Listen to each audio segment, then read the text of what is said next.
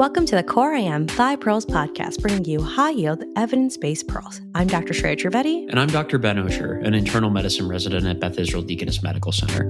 On today's 5 Pearls episode, we'll be talking about practices around repletion. Today, we'll be covering potassium, and next episode will be mag, phos, and the bigger picture on electrolytes. Yep, so let's get started with the pearls we'll be covering today. Test yourself by pausing after each of the 5 questions. Remember, the more you test yourself, the deeper your learning gains.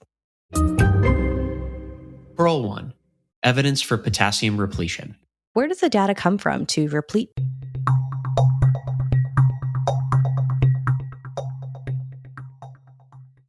Pearl 2. Framework for hypokalemia. What are the 4 big buckets that cause hypokalemia?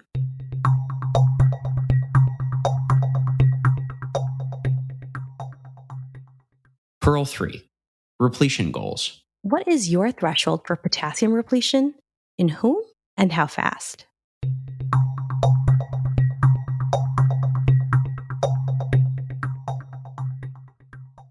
Pearl 4. Options for hypokalemia treatment. What are the different repletion formulations? And what else can you do to mitigate hypokalemia?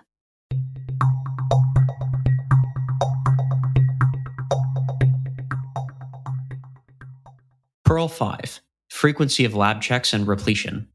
Stepping back, do we really need to send labs every single day?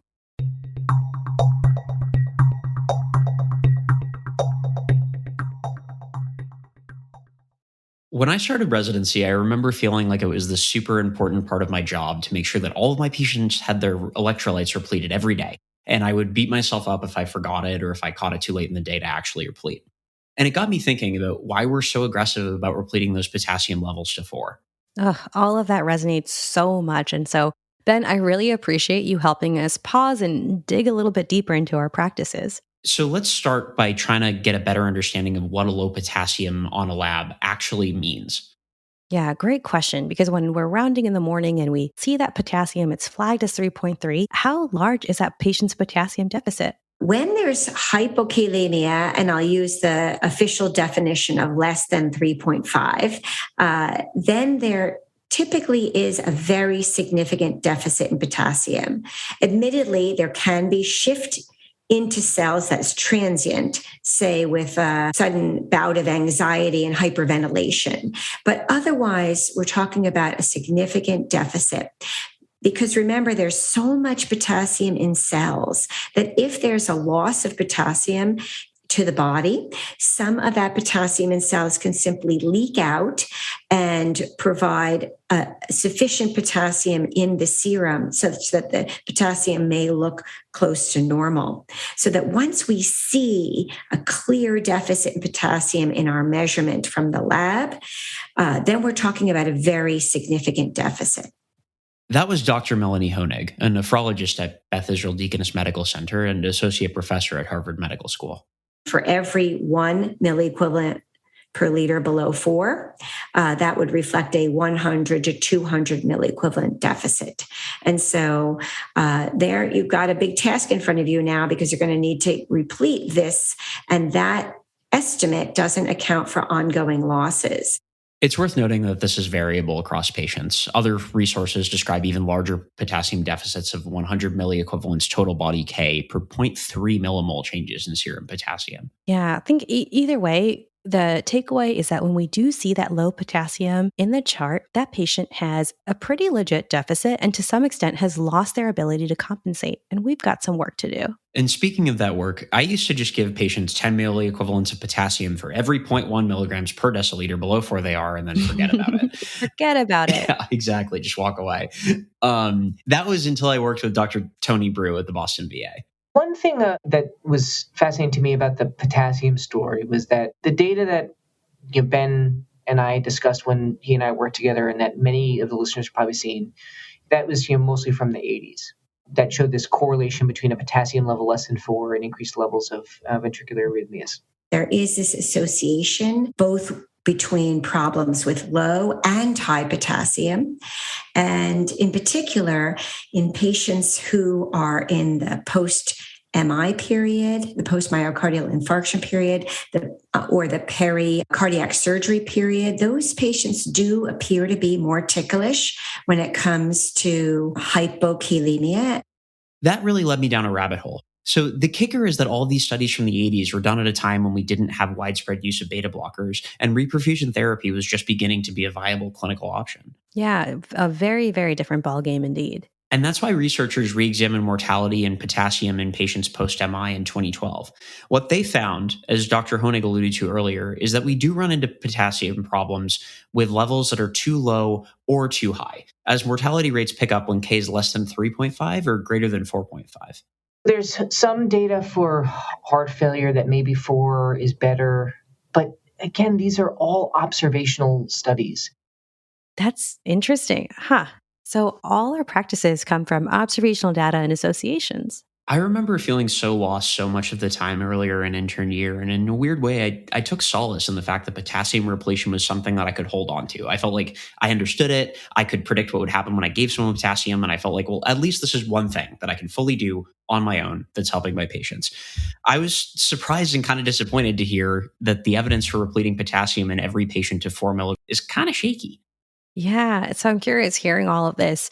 Do we have data that repleting potassium actually decreases then the risk of those ventricular arrhythmias and mortality? Whether or not repleting potassium actually decreases that risk, I like to think it does, but I don't think that's been well proven. There is no data I am aware of that if you have a low value, that giving potassium back mitigates any risk that comes with that low value. It maybe makes sense for that to be the case, but that doesn't mean it's the case. And you do actually need evidence to show that the pathophysiologic mechanisms that we're invoking bear out. Exactly. It's so surprising we don't have data to back up repleting potassium. And I wonder if it's just hard to study given how ingrained repleting potassium is in our clinical practice. What I found fascinating about the history is the idea that this was quickly incorporated into guidelines for post-MI patients, the American Heart Association guidelines. And I think once you have something in a guideline, it is easier for it to be picked up and used more widely. And so the quick incorporation based on this observational data I found surprising.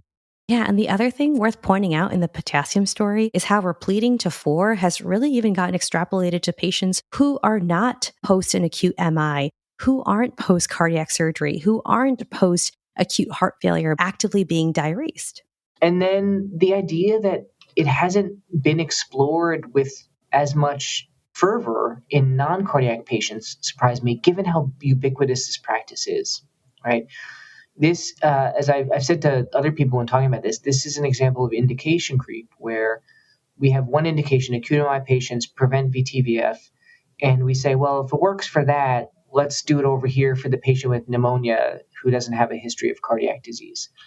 And, just because it works for patient X with condition Y doesn't mean it's going to work for the other patients that you take care of. That indication creep is real. So I'm so excited to explore this more, but let's pause and summarize so far. It sounds like the data for potassium repletion really comes from mostly observational studies that correlate a low potassium to ventricular arrhythmias and in-hospital mortality. But this data is really in patients who are post an acute myocardial infarction and undergoing active diuresis. That being said, we do not have evidence to support that repleting potassium to 4 actually prevents adverse events from happening. It's good to know that the data is pretty slim for repletion, but I feel like we're just scratching the surface for our reflexive repletion practices that we do all the time to potassium to 4. Yeah, so often we just order that potassium supplement without ever really thinking, why is this person potassium deficient? But our attention should be diverted away from just buffing the number every day to asking the question, why is it low, even if it's only mildly low? And I don't know that we do that enough. I think we're good at giving potassium, but we're not necessarily good at asking the question, why is it low? Oof. I am so excited to solidify a framework that we can think through when we do see that low potassium pop up. Yeah, so we can split it into 4 big buckets. The first is poor oral intake. This is, however, less common. Yeah, we're talking here patients who need to be having less than 1 gram of potassium or 25 millimoles of potassium a day. Just as a reference, this is less than 10 dates or 2 avocados a day. But some of our patients are really sick, and so poor oral intake certainly can be contributing to hypokalemia. Yep, that is very, very valid. So now we get to roll up our sleeves and think about the 3 other big buckets that cause hypokalemia. As with most electrolytes, you can either urinate it out, have it come out through the stool, or it can be shifted into cells. So to reiterate one more time, in addition to considering if there's poor potassium intake through food, the 3 other buckets to think about is our patient losing potassium through the urine, the stool, or is it being hidden away into cells? For urinary losses, oftentimes we're doing it to the patient by giving them a diuretic. But you can have RTAs, like type 1, type 2 RTA can also cause hypokalemia. So diuretics cause a chloride depletion alkalosis, and usually that alkalosis leads to hypokalemia. On the flip side, say your patient has a non-anion gap acidosis and a low potassium. Then we start thinking about renal tubular acidosis type 1 or type 2. Or the other urinary loss that most people forget about is sometimes they're just getting too much fluids, and maybe that's causing the hypokalemia. Sometimes it can be something as simple as a patient who's receiving intravenous fluid that does not have potassium in it, let's just say normal saline, and that with increased distal delivery to the kidney, that will favor losses of potassium in the urine. And it may be as simple as that. So in that circumstance, maybe you're just shutting the IV fluid off and letting them eat their normal diet, and they'll be better tomorrow. I love that example because it entails pausing to think what things we're giving or maybe doing that are favoring losses of potassium instead of just reacting by repleting potassium after the fact. Yeah. I was surprised to hear that the same mechanism gets invoked when we think about large doses of IV penicillin antibiotics. Those antibiotics increase sodium delivery to the distal nephron and favor potassium loss in the urine. And other things that lead to urine losses of potassium is something that all of our patients are getting all the time in the hospital or at home. And those are proton pump inhibitors. Even though you don't lose the potassium with the PPI, the magnesium that you lose with the PPI also then leads to hypokalemia. Yep. And take a look at the infographic that details the urinary causes of potassium loss more. And you'll see an asterisk next to vomiting, which most people do think of as a GI cause. But vomiting technically leads to urinary losses of potassium. One common misconception is that vomiting leads to direct losses of potassium from the vomit. So chronic losses because of vomiting, because of gastroparesis, because of an NG suction, those individuals will lose hydrogen chloride, but there's actually very little potassium in vomit. So here's what happens. Bear with me. In vomiting, individuals can develop a metabolic alkalosis. They can have an excess of bicarbonate in the blood. And if they are not volume depleted, that excess bicarbonate is simply excreted in the urine. We're really good at getting rid of bicarbonate when we're not volume depleted. That bicarbonate, when it's excreted, it doesn't go out alone. It goes out with the sodium or with the potassium. And so potassium loss as bicarbonaturia, with bicarbonaturia, is the reason that individuals who have chronic vomiting develop hypokalemia. So interesting. Okay, so that's the pathophys behind vomiting and upper GI tract insults. What about the lower GI tract? How do we lose potassium from below? The key thing is just to recognize that when there's a lot of movement, a lot of losses of stool, that potassium loss is common. So GI losses from below sounds like basically anything that increases stool volume, whether it's diarrhea, laxatives, repeated enemas, will lead to fecal loss of potassium. All right, now let's move on to the last of the 4 buckets that lead to hypokalemia, intracellular shifts. And then shifts, and this ends up being really important when we think about all our patients who are in the hospital with a highly adrenergic state, acute MI, heart failure, alcohol withdrawal. All these are conditions that are associated with increased epinephrine, and that epinephrine is going to shift potassium into cells. And so sometimes the hypokalemia is a harbinger of the fact that I'm not treating my patient with alcohol use disorder and withdrawal well enough, right? It's kind of like looking at the heart rate and the blood pressure. Those are indicators of increased catecholamines. Well, I think so is hypokalemia. And just to sit with that for a second. So these shifts into cells can happen in highly adrenergic states, like an acute MI, alcohol withdrawal, or panic attacks, as Dr. Honig mentioned earlier, which all activate the sodium potassium pumps and shift K inside cells. Insulin also acts on these sodium potassium pumps. So you can remember that insulin pushes the K into cells. I love that.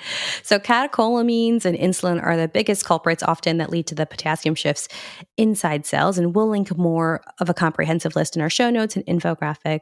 But this may be a good place to pause and summarize, Ben. Yeah. So when we see a low K, we should think of why. 4 big questions I now like to think through when seeing a low K. 1, is the patient not eating enough? 2, is the patient peeing out potassium with a diuretic, or do they have an RTA, or are they peeing it out because they're on fluids or a PPI? 3, are they losing potassium through stool if they have a lot of diarrhea, or are they vomiting? And then lastly, number 4, is there a highly adrenergic state that's causing potassium to shift into cell? And is that a signal for us to kind of get that underlying state under control? And with that, we will leave you with how Dr. Honig makes this a little bit fun for herself and thinks about the why. Personally, I love to sort of imagine or postulate what I might see on the labs. Then you can click it and see what it is, the big reveal, and see if you're right. And if the labs have changed as you expected, you're learning something there. You're learning what happened when you gave this diuretic and how much the potassium changed or the other electrolytes changed. And if they don't change at all, you're learning that. And if they change in a way that you didn't expect, then you have to say, well, why did this happen? And so not that house officers have enough time to, contemplate every single lab study that comes back. But on the other hand, that's part of the fun of it, right? To sort of think about it and what the patient experience and why that might happen and apply some basic physiology right there on the wards or in clinic. Okay, so now that we've delved into the data or lack thereof for potassium repletion, we have a systematic way to think through the causes for hypokalemia. Putting this all together, Ben, I'm curious, how aggressive should we be in trying to get that potassium number back up? I don't know. The more that we talk about this, the more that I'm wondering if I'm helping patients with their homeostasis by giving them potassium, or if I'm treating myself and making myself feel better about the numbers. Oh, that is very honest. The normal range of potassium is 3.5 to 5. So what that means is that the people who are routinely buffing the potassium to 4 are intentionally aiming for a value that isn't just normal, but is mid-range normal. And I would argue that that's fairly unique. We don't do that for hemoglobin. We don't do that for most electrolytes. We're not aiming for mid-range normal. We're aiming for low normal. Like, let's get them to normal. So with that said, my practice is to aim for 3.5. I'm just going to let that sink in that Dr. Brew is not aiming for that magic 4 number. But then again, it's not wrong to aim for 4, especially in certain patient populations. For heart failure, similar to acute MI, if I have an intern who's like, let's get them to 4, I have no problem with that. And I often hear the argument, because they have continued losses because of our loop diuretics, if they're 3.5 now, by the time we get to tomorrow, they're going to be 3.1 or 2.9. I buy that. And the big caveat is that everyone will have their own practice patterns and what makes them feel comfortable. Yeah, so for me, I'm realizing that it can be true both that someone's full body potassium is low and that being a little potassium deficient isn't really putting them at risk or causing problems clinically. I'm going to be careful about how I phrase this, because I'm sure there's scenarios where a patient has a potassium of 2.6, 2.7 and has a ventricular arrhythmia. But I really think this is one of those like 2-hit hypotheses situations where the hypokalemia alone shouldn't predispose to a ventricular arrhythmia unless it's like insanely severe. But even then, we see patients who drop to sometimes less than 2 in there, they don't have cardiac arrest. You need that second hit, which is a myocardium that is sensitive, either because it's had an MI in their scar or because it's got a cardiomyopathy, something else that predisposes to the ventricular arrhythmia. And then the hypokalemia is that second hit, or whichever order you want to think about it. If they're less than 3, I get nervous and I want to give them some potassium. But you have to think about the substrate of that patient and what is that second hit going to be? In a patient who is young and otherwise healthy and has a potassium of 2.8, I'm not running to the EMR to get it into them. The patient who has just had an acute MI and has clearly high levels of epinephrine, that's a patient we got to be a lot more careful about. I love thinking about that two-hit phenomena. I hadn't heard it like that before. But I also want the message to be clear that a potassium in the twos is a pretty significant deficit, and clearly something is wrong. But the urgency with which we have to replete changes based on the patient and their risk factors. Yeah, so let me try to summarize some of the nuance around this. Understanding who the patient is can help triage how quickly we need to place that order to replete potassium. And for spaced repetition from Pearl 1, we're really going to be thinking about those patients who have a high risk factor for cardiac arrhythmias, those that are post and acute myocardial infarction, and those that are undergoing active diuresis and heart failure. For those patients who don't have cardiac risk factors and are taking indecent PO, my takeaway is to avoid repleting people to 4.0 exactly and just shoot for normal, like we do with most other things. Yep, and then we will leave you with Dr. Honig, who gives us some food for thought that this is all in the acute setting, but in the long term, low potassium may not be as great for our patients. That's the short-term issue, but on the long game is also very provocative. And it appears that having hypokalemia chronically may be an issue for metabolism. And we're learning more and more that potassium is a beautiful thing and may provide a lot of benefits. I can't help telling you about this amazing study that was reported last year in the New England Journal. This was on salt substitute. What they did was they took 600 remote villages in China, and 300 of the villages got a mixture with 25% KCl and 75% sodium chloride. And the other 300 villages just got regular sodium chloride. And at the end of the study, I think it was about 4.5 years, they found that the patients who had had the salt substitute had a significantly lower incidence of stroke, major adverse cardiovascular events, or death from any cause. And there was not a significant difference in hyperkalemia. So I found that to be a very exciting report and sort of fodder for embracing a high potassium diet. I think that, whether or not you need to replete to a potassium of 4, I don't feel strongly about that. If they do have a deficit, then thinking again towards the long game, maybe we're doing them a favor.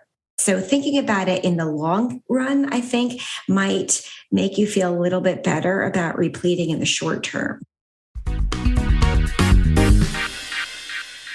So now that we've talked about which patients may benefit from potassium repletion versus which patients may not benefit quite as much, this leads us to the question of how we actually go about repleting the patient in front of us.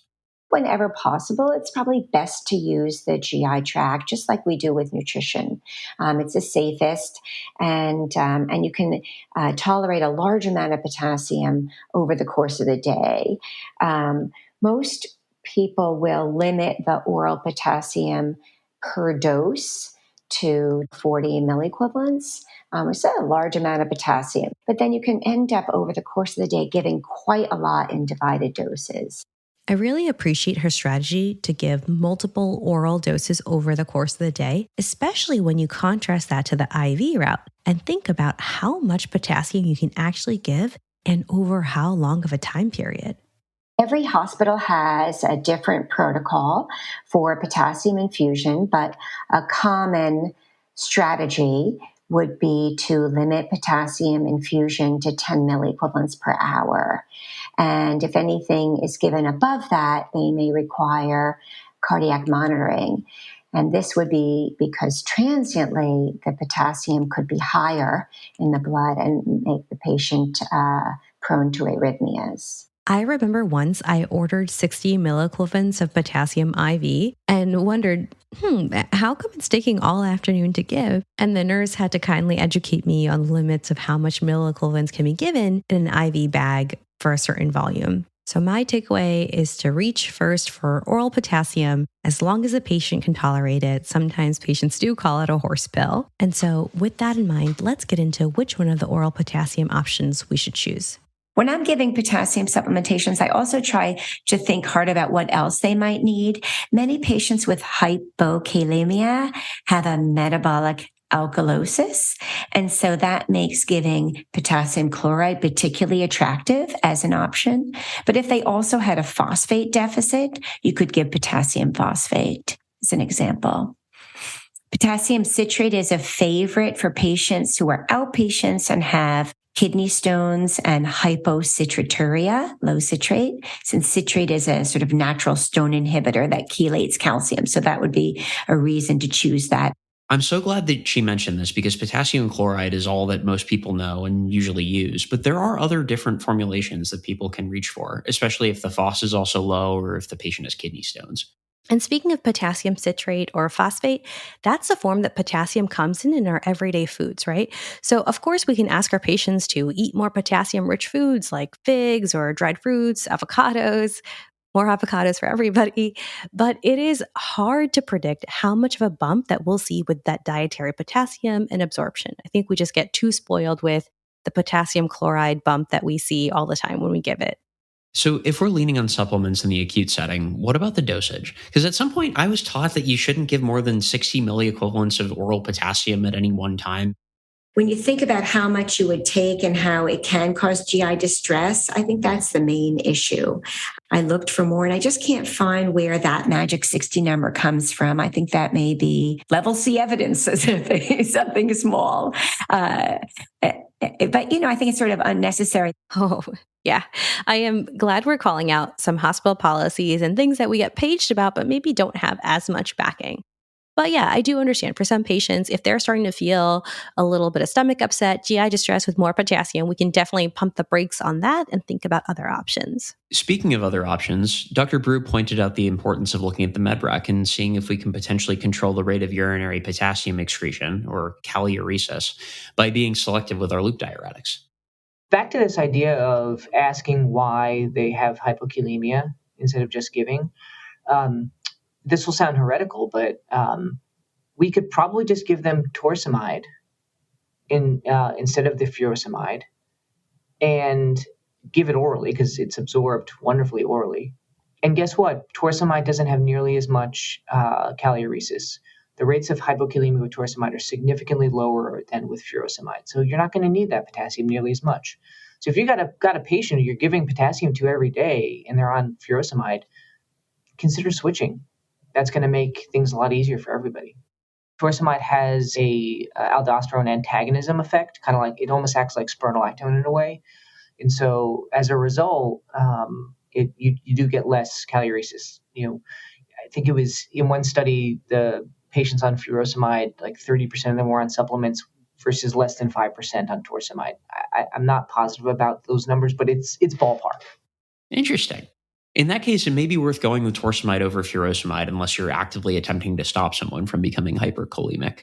Okay, so to recap this very short Pearl on potassium repletion, we can reach for potassium chloride, but if there's a phosphate deficit, we can reach for potassium phosphate, or kidney stones, maybe potassium citrate would benefit. I'm still so surprised to hear that torsemide causes less hypokalemia than furosemide. Given that both are generic, I'm really going to start reaching for PO torsemide over PO Lasix, other things being equal. And so at this point, we've explored all things hypokalemia. But what if we take a step back even further? I feel like each Pearl, Ben, has been like one more step back. Yeah. But now this is like meta. And let's think about, do we really need labs in the first place? We probably order laboratory studies far too often and far too frequently each day on each patient. If you don't check a potassium, you're not going to replete it. I mean, that I can assure you. I feel like that's some house of God thinking. You can't find a fever if you don't check a temperature. Which is not good. Do not recommend. The other thing that we do is we check electrolytes twice a day on a patient that we're actively trying to diurese. Do we really need to do this? So if you start a furosemide infusion and they don't make a lot of urine, I guarantee you the potassium's not going to change very much. You don't need labs again later. And the only time you really need labs is if you have a brisk diuresis, and let's say the potassium was on the low side to start, then it would be reasonable to do labs. If you've got a patient who's generating 4, 5, 6 liters of urine and is consistently having an aggressive calories and they're hypokalemic, sure, check an afternoon potassium. But the number of times I see that afternoon potassium be in the normal range, it's like all the time. Shreya, at some level, I think we all sort of know that we don't have to order morning labs as part of our daily workflow, but we keep doing it. Probably in part because sometimes it's easier to just order the labs than to expend the brain power and think through why, maybe I don't need a CBC and I only need electrolytes for this patient. Yeah, I mean, there's so much inertia from every angle. It's so hard to kind of stop our everyday practices. I highly doubt that after decades of this practice, I'm going to be the guy that gets the intern to stop checking the daily Chem 7. What are we going to talk about in rounds if we don't have the Chem 7? But maybe we, right now, with this podcast, can change this practice. Oh man, that would be amazing. We can at least start some conversations, right? I hope this episode can be inspiring and be sent to everyone's teams, to nursing colleagues, to pharmacy colleagues, even to the critical lab people who give us a call for, protocolized thresholds for potassium. So maybe instead of morning labs being this daily thing that we kind of check off our to-do list, instead, it might be better to start thinking of ordering a lab as asking a question. We don't generally check a chest x-ray routinely just to make sure everything's the same unless we have some specific reason to think that something may have clinically changed. I want people to acknowledge that harms of treating do exist, though I admit that they're more related to overtreatment and the things that come with this: time, money, inconvenience for the doctor, for the nurse, for the patient. But these things are not insignificant, right? Time, money, and inconvenience are important. And it's worth stressing, we can go back and forth all day about whether repleting someone's potassium to 3.5 or to 4 is marginally helping them or not, but it's worth considering the opportunity cost of doing this. We will make no progress on this if you believe that we're maybe overdoing it. We will make no progress if we don't extend our discussions to include other clinicians, most specifically nurses. Because I think a lot of what happens is we teach nurses by our practice that a potassium of 3.3 demands repletion. And so in an attempt to aid us, they will send us a message, often via page, hey, potassium of 3.3. And an intern who doesn't feel empowered is going to give potassium to that patient because they don't want to look like they're dismissive to the nurse. And they don't want to fail to do something that everyone around them is doing. So unless we engage with everyone who's involved in this practice, we'll never be able to make any change. The interns are not going to be able to change this practice on their own because they're going to continue to get pages and they're going to continue to have people who say, hey, why didn't you give this patient potassium? So that the conversation needs to expand. And fortunately for CoreIM, I know you guys have a lot of listeners who are not MDs and DOs. But I really hope they hear this message too. I think this is so important. I'm really going to try to make sure that I understand what's driving these requests for orders to replete a potassium of, say, 3.7. And if I can avoid boring my colleagues to death, maybe I'll be able to make a few people feel a little bit more comfortable with a potassium that's just normal instead of exactly 4.0. And that is a wrap for today's episode. If you found this episode helpful, please share it with your team, your colleagues, give it a rating on Apple Podcasts or whatever podcast app you use. It really does help people find us. If you want to add any of your own tips or share challenges, tweet at us or X at us and leave a comment on our website page or Instagram or Facebook page. Thank you so much to our peer reviewer, Dr. Jeff William, Dr. Larissa Kruger-Gomes. Thank you to Dr. Spatia for the audio editing, as well as Dr. Varada Saikosen-Farafa for the accompanying graphics. As always, we love hearing feedback. Please email us at hello@coreimpodcast.com. Opinions expressed are our own and do not represent the opinions of any affiliated institutions.